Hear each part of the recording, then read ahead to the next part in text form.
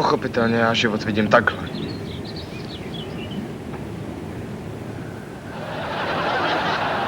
Jsou s tím problémy? Jo. Ráno jsem měl polemizaci s tou mojí. Příslušnice? Její jméno jsem si nikdy nepamatoval. Je na 4. Jo, na 4, protože si pamatuju, že tam je takový kulatý. Má ocásek? Jo. To je Claire. Jo. Jo, bezpečně. Chodil jsem s ní roky.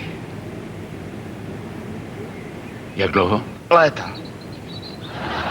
Řekl bych, neudělat chybu, mohl jsem jí... Kopnout mezi nohy. Ne, to druhý. Vyspat se s ní. Jo. Klidně jsem se s ní mohl vyspat, kdybych něco neřekl. Pohádali jsme se a já řekl něco o papeži. To je dost pitomý, když víš, že je katolička. O ní jsem to věděl, ale o papeži ne. Je to smích, že jo? Co? Ten zvuk vzadu v krku, co děláš, když slyšíš vtip. Jo, to je smích.